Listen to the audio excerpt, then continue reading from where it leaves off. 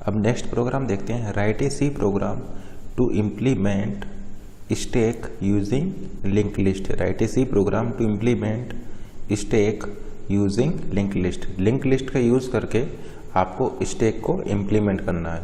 तो स्टैक हम ऑलरेडी बता चुके हैं, स्टैक आपका लिफो प्रॉपर्टी पर वर्क करता है, लास्ट इन फर्स्ट आउट पर, ठीक है ना। और उसमें आपके दो ऑपरेशन होते हैं, पुश एंड पॉप। तो यहाँ पर हम स्टैक को इम्प्लीमेंट करने जा रहे हैं लिंक लिस्ट की हेल्प से। तो देखिए किस तरीके से इम्प्लीमेंट करेंगे। तो पहले हम इसका कॉन्सेप्ट देखते हैं कि आप क्या कॉन्सेप्ट लगाएंगे लिंक लिस्ट की हेल्प से स्टैक को अगर आप इम्प्लीमेंट करना चाहते हैं तो देखिए स्टैक में आपका एक टॉप पॉइंटर होता है, ठीक है ना। तो एक काम करते हैं, यहाँ पर एक टॉप पॉइंटर ले लेते हैं एंड इनिशियली टॉप की वैल्यू ले लेते हैं नल। तो देखिए अगर टॉप की वैल्यू नल है, इसका क्या मतलब है, टॉप की वैल्यू नल है इसका मतलब ये है कि स्टैक आपका एम्प्टी है। तो अगर टॉप की वैल्यू नल है इसका मतलब है कि स्टैक आपका एम्प्टी है। फिर आप क्या कीजिए, एक नोड क्रिएट कीजिए। मान लीजिए आपने एक नोड क्रिएट किया, ठीक है ना।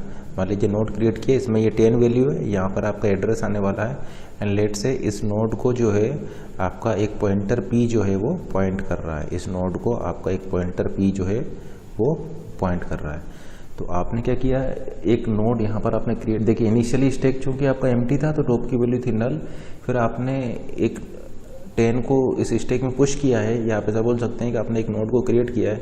तो फिर उस केस में आपको यहाँ पर क्या करना पड़ेगा, आपको यहाँ पर करना पड़ेगा p के नेक्स्ट में आपको डालना पड़ेगा टॉप को। तो p के नेक्स्ट में आपने टॉप को डाल दिया एंड देन आपको लिखना पड़ेगा top is equal to p। तो p के नेक्स्ट में आपने टॉप को डाल दिया तो ये क्या हो जाएगा, ये आपका हो जाएगा नल एंड देन आपका जो टॉप पॉइंटर है वो इसको पॉइंट करने लग जाएगा। तो इस तरीके से आप ऐसा बोल सकते हैं कि आपने इस स्टैक में एक एलिमेंट 10 को पुश कर दिया एंड फिर लेट से आपको एक और एलिमेंट को यहाँ पर पुश करना है, लेट से 20 को आपको पुश करना है, लेट से 20 को आपको इसमें पुश करना है। तो आप क्या करेंगे, एक और नोड क्रिएट करेंगे। आपने एक 20 नोड को और क्रिएट किया, ठीक है ना। और फिर उसके बाद में ये मान लीजिए जो आपने नोड क्रिएट किया है इसको एक पॉइंटर p पॉइंट कर रहा है, इसको एक पॉइंटर p पॉइंट कर रहा है। तो फिर से आप ये कोड यहाँ पर चलाएंगे, p के नेक्स्ट में डाल देंगे आप टॉप। तो p के नेक्स्ट में आप चूंकि टॉप को डालेंगे तो ये किसको पॉइंट करेगा, ये पॉइंट करने लग जाएगा इस वाले नोड को, ठीक है ना। एंड फिर आप कर देंगे top is equal to p। तो अब टॉप जो है इसको पॉइंट करने लग जाएगा। इसका मतलब आप ऐसा बोल सकते हैं कि टॉप जो है वो ऑलवेज पॉइंट करेगा top most node on this stack. इस स्टैक के टॉप मोस्ट नोड को ये टॉप पॉइंटर पॉइंट करेगा। तो इस तरीके से आप अगर आपको पुश ऑपरेशन परफॉर्म करना है तो आप ये दो लाइंस का यूज़ करके यहाँ पर इस तरीके से पुश ऑपरेशन परफॉर्म कर सकते हैं, ठीक है ना। तो अब जो टॉप है वो आपका ये हो जाएगा। फिर से मान लीजिए एक नोड 30 को आपको यहाँ पर पुश करना है, तो फिर से आप वही प्रोसेस यहाँ पर करेंगे, एक नोड 30 यहाँ पर क्रिएट करेंगे एंड लेट से इसको आपका एक p पॉइंटर पॉइंट कर रहा है। फिर आप p के नेक्स्ट में क्या कर देंगे, टॉप को डाल देंगे। तो ये जो है ये इसको पॉइंट करने लग जाएगा एंड देन आप top is equal to p कर देंगे तो टॉप अब आपका इसको पॉइंट करने लग जाएगा। तो ये आप क्या देख रहे हैं यहाँ पर कि हम यहाँ पर पुश कर रहे हैं, इसको पुश कर रहे हैं और टॉप की वैल्यू आपकी इस तरीके से आप इंक्रीज करते जा रहे हैं, ठीक है ना। पुश करते जा रहे हैं एलिमेंट्स को और आप इसको इंक्रीज करते जा रहे हैं। तो देखिए ये किस तरीके से आपने यहाँ पर लिंक किए हुए हैं। ये देखिए 30 वाला नोड है, 30 वाला नोड कनेक्टेड है आपका 20 वाले से और 20 वाला कनेक्टेड है आपका 10 वाले से। और यहाँ पर क्या है आपका, यहाँ पर है आपका नल। यहाँ पर देखिए आपका क्या है, नल। तो आपका जो है टॉप क्या कर रहा है, इसको पॉइंट कर रहा है, ठीक है ना। देखिए टॉप वाला 30 को पॉइंट कर रहा है, 30 वाला 20 को पॉइंट कर रहा है, 20 वाला 10 को पॉइंट कर रहा है। तो टॉप किसको पॉइंट कर रहा है, टॉप आपका जो सबसे लास्ट में इन हुआ है उसको पॉइंट कर रहा है। इसका मतलब देखिए यहाँ पर लिफो प्रॉपर्टी आपका सेटिस्फाइड है। तो हम ऐसा बोल सकते हैं आपने लिंक लिस्ट की हेल्प से स्टैक को इम्प्लीमेंट कर दिया है, ठीक है ना। क्योंकि आपका ये लास्ट इन फर्स्ट आउट, आप जैसे कि आप देख पा रहे हैं टॉप किसको पॉइंट कर रहा है, टॉप उसको पॉइंट कर रहा है जो सबसे लास्ट में आपका यहाँ पर इन हुआ है। यहाँ पर टॉप के यहाँ पर स्टैक के एम्प्टी होने की कंडीशन क्या हो जाएगा, टॉप इक्वल नल, इस स्टैक के यहाँ पर एम्प्टी होने की कंडीशन हो जाएगा। अब देखिए इस तरीके से आप डायनेमिकली रन टाइम पर नोड क्रिएट करते जाएंगे और आपका टॉप पॉइंटर इंक्रीज होता जाएगा। तो आप यहाँ पर देखिए देखिए अब ये जो स्टैक है, इस स्टैक का साइज़ यहाँ पर फिक्स नहीं है, इस स्टैक का साइज़ यहाँ पर आपका फिक्स नहीं है, क्योंकि आप यहाँ पर रन टाइम पर नोड को क्रिएट करते जाएंगे और टॉप आपका इंक्रीज करता जाएगा। तो आप कब तक इसमें स्टैक में इंसर्जन या पुश ऑपरेशन कर सकते हैं, जब तक कि आपके पास मेमोरी अवेलेबल है, ठीक है ना। तो इंसर्जन और push can be done until the memory is free, क्योंकि आप मेलोक फंक्शन क्या करता है, आपका रन टाइम पर मेमोरी को एलोकेट करता है। तो जब तक आपके पास फ्री मेमोरी रहेगा तब तक आप इसमें पुश ऑपरेशन को परफॉर्म कर सकते हैं। लेकिन अगर मान लीजिए आपका मेमोरी फुल हो जाएगा तो उस केस में आप यहाँ पर पुश ऑपरेशन को परफॉर्म नहीं कर पाएंगे, ठीक है ना। अगर आपका मेमोरी फुल हो गया है तो फिर मेलोक फंक्शन से आप डायनेमिकली मेमोरी को एलोकेट यहाँ पर नहीं कर पाएंगे, ठीक है ना। तो ये पुश ऑपरेशन आप तभी तक कर सकते हैं जब तक कि आपके पास फ्री मेमोरी है। जैसे ही आपका मेमोरी फुल हो जाएगा देन आपका देन आप वहाँ पर डायनेमिकली मेमोरी को एलोकेट नहीं कर पाएंगे। अब देखते हैं कि यहाँ पर पॉप ऑपरेशन कैसे होगा। तो पॉप ऑपरेशन के लिए भी फिर से आपको वही फंडा लगाना है। देखिए पॉप के लिए आपको इसको डिक्रीमेंट करना है, तो यहाँ पर पॉप के लिए आप क्या अप्रोच लगाएंगे, सबसे पहले आप यहाँ पर एक पॉइंटर लेंगे, पॉइंटर से आप इस टॉप को पॉइंट करा देंगे। तो देखिए पॉइंटर लिया, पॉइंटर से हमने इसको P इक्वल टू टॉप लिखते ही P जो है वो इसको पॉइंट करने लग जाएगा। फिर सिंपली आप यहाँ पर लिख देंगे टॉप इक्वल टू टॉप का next, top equal to top का नेक्स्ट।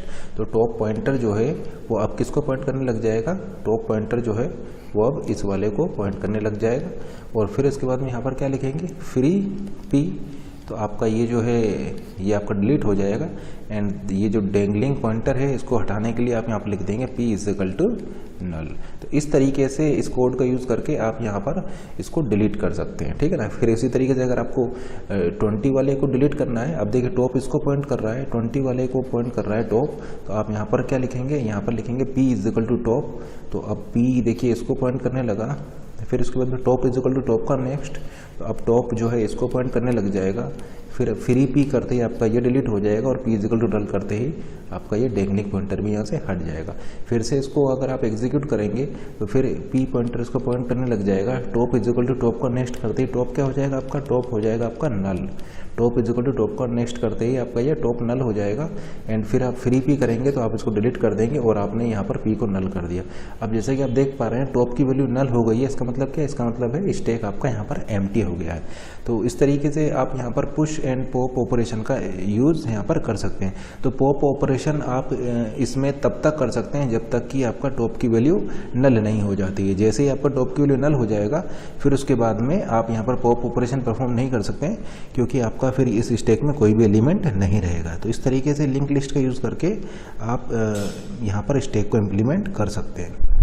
तो जैसे कि आपने यहाँ पर क्या देखा कि पुश करने पर हम स्टॉप को इंक्रीमेंट कर रहे थे और पॉप करने पर हम स्टॉप को डिक्रीमेंट कर रहे हैं। पुश करने पर ये टॉप आपका इंक्रीमेंट हो रहा था और पॉप करने पर आपका ये डिक्रीमेंट हो रहा है। जैसे कि आप देख पा रहे हैं पुश यहाँ पर हम किस तरीके से कर रहे थे, मान लीजिए फिर से आपको एक एलिमेंट को यहाँ पर ऐड करना होता तो फिर आप एक नया नोड बनाते और आप इसको टॉप से पॉइंट करवा देते।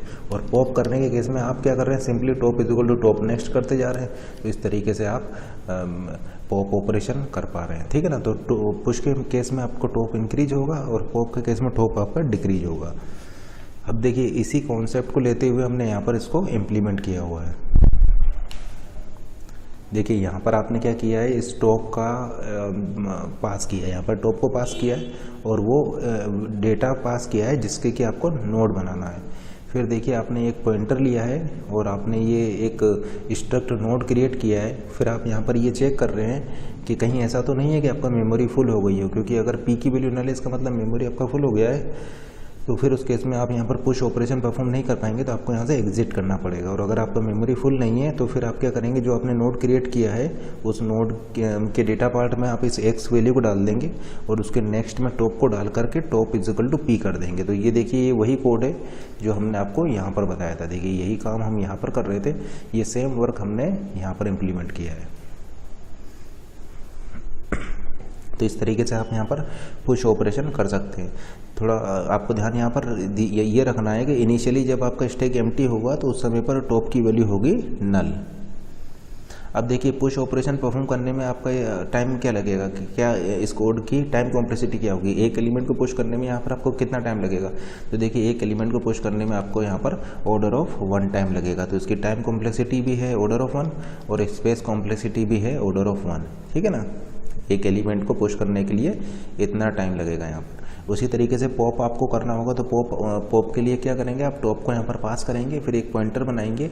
आप यहाँ पर चेक करेंगे कहीं ऐसा तो नहीं है कि टॉप की वैल्यू नल है। टॉप की वैल्यू नल, इसका मतलब स्टैक आपका एम्प्टी हो जाएगा और उस केस में आपको यहाँ से एग्जिट करना पड़ेगा। अदरवाइज स्टैक आपका एम्प्टी नहीं है तो फिर पी पॉइंटर से आप टॉप को पॉइंट करा देंगे। पी इजिकल टू टॉप करते ही आपका जो है पी उस नोड को पॉइंट करने लग जाएगा जिस नोड को टॉप पॉइंट कर रहा था, और फिर top equal to top next करके इसको फ्री करके इस तरीके से यहाँ पर पॉप ऑपरेशन परफॉर्म कर सकते हैं। तो देखिए ये वही काम हो रहा है जो यहाँ पर हमने आपको बताया था। देखिए जिस तरीके से यहाँ पर हमने ये पॉप ऑपरेशन परफॉर्म किया था, ठीक उसी को हमने यहाँ पर इम्प्लीमेंट किया है। अब जैसे कि आप देख रहे हैं यहाँ पर एक एलिमेंट को पॉप करने में आपको ऑर्डर ऑफ 1 टाइम लगेगा, यानी स्टैक से एक एलिमेंट को पॉप करने में आपको ऑर्डर ऑफ 1 टाइम लगेगा और इसकी स्पेस कॉम्प्लेक्सिटी हो जाएगी ऑर्डर ऑफ 1।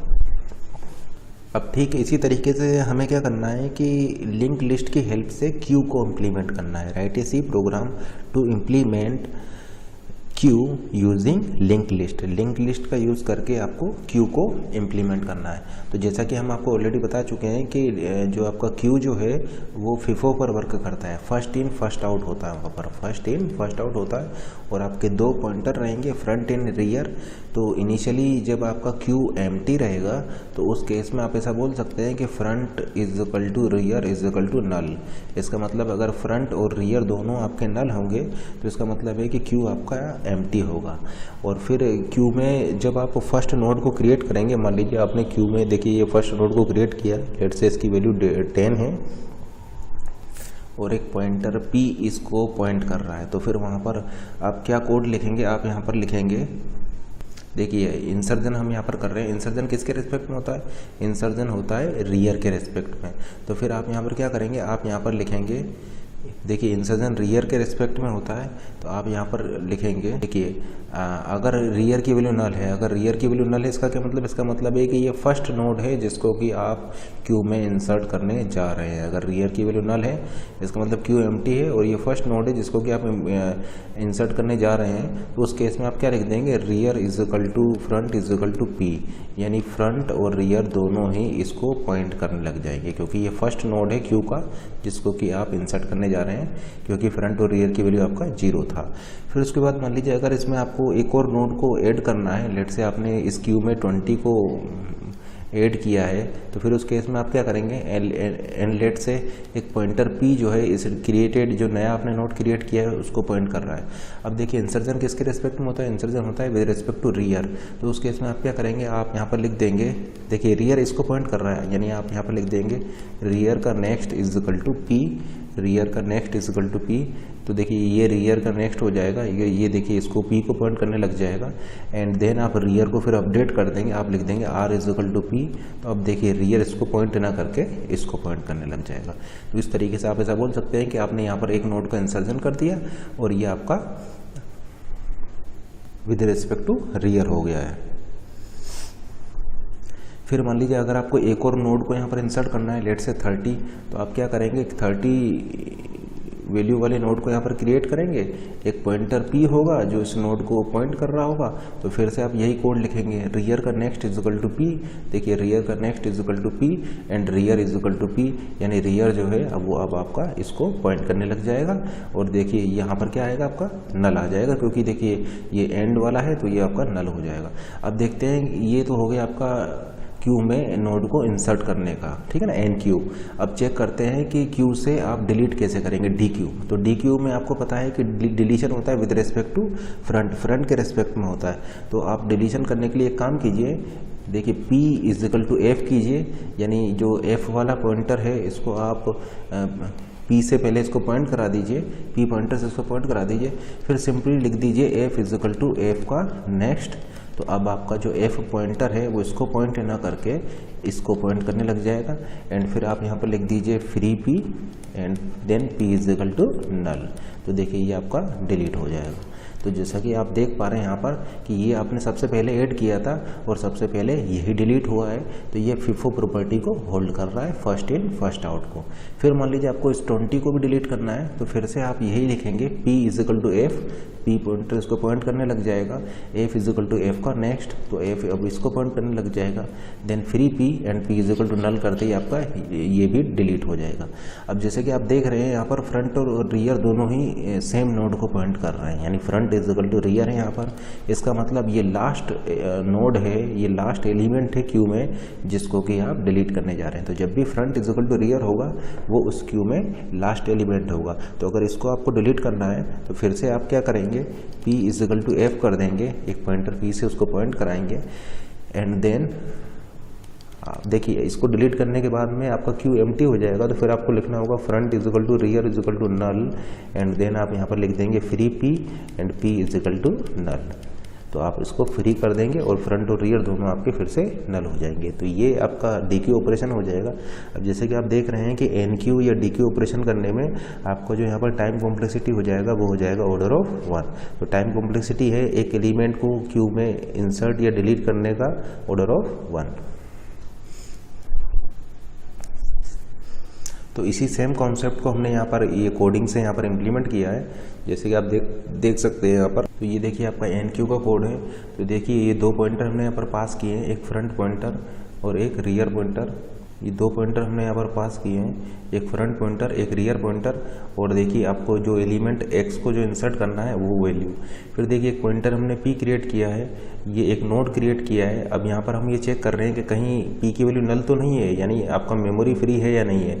अगर p की वैल्यू नल है इसका मतलब क्या है, ये मेलोक ने यहाँ पर आपका रन टाइम पर मेमोरी एलोकेट नहीं किया है क्योंकि मेमोरी आपका फुल हो चुकी है। तो उस केस में p की वैल्यू क्या होगी, नल होगी। तो फिर उस केस में आप लिख देंगे मेमोरी इज फुल, इसलिए आप यहाँ पर NQ ऑपरेशन परफॉर्म नहीं कर पाएंगे, तो आपको यहाँ से एग्जिट कर लेंगे। अदरवाइज अगर मान लीजिए मेमोरी आपका फ्री है तो फिर आपका ये स्टक नोड जो है, ये मेलोक जो है, ये रन टाइम पर आपका ये नोड को क्रिएट कर देगा। फिर आप यहाँ पर ये चेक करेंगे कि कहीं ये फर्स्ट नोड तो नहीं है जो आप इस क्यू में इंसर्ट करने जा रहे हैं। तो अगर ये इस क्यू का फर्स्ट नोड है या फर्स्ट इंसर्जन होगा तो उस केस में रियर की वैल्यू आपका नल रहेगा।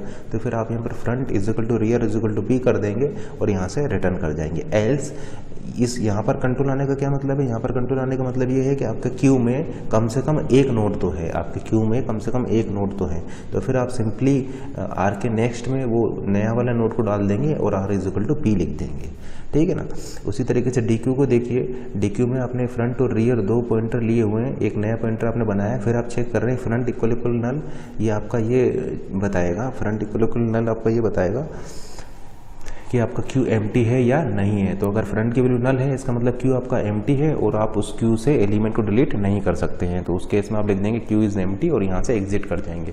अगर आपका फ्रंट इक्वल इक्वल रियर होगा इसका मतलब ये लास्ट एलिमेंट है क्यू में जिसको कि आप डिलीट करने जा रहे हैं। तो फिर इसको डिलीट करने के बाद आप फ्रंट और रियर दोनों को ही नल कर देंगे क्योंकि क्यू आपका एम्प्टी हो चुका है। एल्स यहाँ पर आने का क्या मतलब, यहाँ पर आने का मतलब ये है कि आपके क्यू में मोर देन 1 एलिमेंट है, ठीक है ना। तो उस केस में आप क्या करेंगे, एक पॉइंटर p लेंगे, p is equal to f कर देंगे,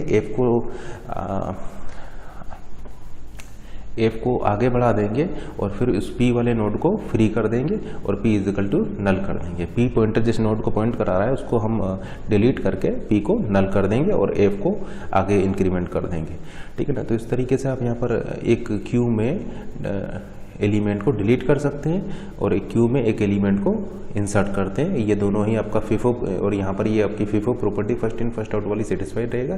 क्यू को हमने इम्प्लीमेंट किया है बाय यूजिंग लिंक लिस्ट और यहाँ पर इंसर्जन या डिलीशन की टाइम कॉम्प्लेक्सिटी है आपका ऑर्डर ऑफ 1। एक एलिमेंट को क्यू में इंसर्ट या डिलीट करने का आपका टाइम कॉम्प्लेक्सिटी है ऑर्डर ऑफ 1। नेक्स्ट हम डिस्कस करने जा रहे हैं, लेट से आपको लिखना है write a C program to perform addition of 2 polynomial using 2 link list.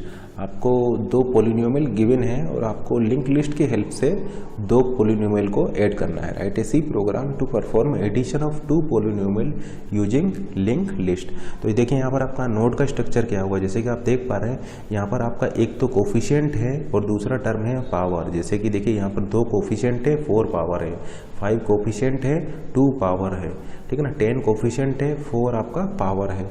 तो आप यहाँ पर डिफाइन करेंगे स्ट्रक्ट, लेट से आपने डिफाइन किया है poly for polygon, struct poly for polynomial, ठीक है ना, ये दो पॉलिनोमियल है तो हमने डिफाइन किया स्ट्रक्ट पोली। अब देखिए फर्स्ट क्या है, कोफिशिएंट है, इंटीजर कोफिशिएंट, क्योंकि इंटीजर टाइप का आपका कोफिशिएंट है, लिखेंगे स्ट्रक्ट पोली फॉर पॉलिनोमियल। अब देखिए कोफिशिएंट किस टाइप का है, इंटीजर टाइप का है, तो आप यहाँ पर लिखेंगे इंट कोफिशिएंट। ये देखिए फर्स्ट फील्ड आपने डिफाइन किया, फिर सेकंड फील्ड है आपका पावर भी आपका किस टाइप का होगा, इंटीजर टाइप का होगा, तो आप डिफाइन करेंगे इंट पावर। और फिर आप एक पॉइंटर लेंगे, पॉइंटर किस टाइप का होगा, इसी सेम टाइप का होगा, तो आप यहाँ पर लिखेंगे स्ट्रक्ट पोली एस्ट्रिक नेक्स्ट। तो देखिए यहाँ पर आपका एक नोड क्रिएट होगा, नोड का स्ट्रक्चर किस टाइप का होगा कि फर्स्ट वाला फील्ड होगा यहाँ पर कोफिशिएंट, सेकंड वाला फील्ड होगा पावर और थर्ड वाला फील्ड होगा यहाँ पर नेक्स्ट, जो कि एक पॉइंटर होगा। ये इंटीजर टाइप या पॉइंटर टाइप, 2 + 2 यानी 6 बाइट का टोटल यहाँ पर आपका एलोकेशन होगा। तो सबसे पहले तो आप इसको एज अ लिंक लिस्ट में आप यहाँ पर स्टोर करा लीजिए। एक बात ध्यान दीजिए कि ये हमने डिक्रीजिंग ऑर्डर में लिखा हुआ है, जैसे 4 के बाद 2, तो ये सॉर्टेड है, डिक्रीजिंग ऑर्डर में लिखा हुआ है, तो इसको आप डिक्रीजिंग ऑर्डर में दोनों को लिखेंगे। तो देखिए आप इसके लिए लिस्ट बनाइए, लिस्ट इसके लिए किस तरीके से हो जाएगा, देखिए 2 4 और ये आपका पॉइंटर हो जाएगा। फिर नेक्स्ट वाले के लिए बनाइए 5 2, फिर देखिए इसके लिए क्या हो जाएगा, आपका कोफिशिएंट हो जाएगा 10, पावर हो जाएगा, इसको मैं लिख सकता हूँ x पावर 0, इसको मैं लिख सकता हूँ x पावर 0, और ये क्या हो जाएगा आपका नल। लेट से ये एड्रेस है आपका 1000, 2000 एंड 3000 एंड मान लीजिए कि एक पॉइंटर P1 से मैं इसको पॉइंट करा रहा हूँ। इसी तरीके से अब इसके लिए मैं लिंक लिस्ट बना सकता हूँ 10 4, अब इसके लिए हो जाएगा 25 2, इसके लिए मेरा हो जाएगा 5 0 एंड नल।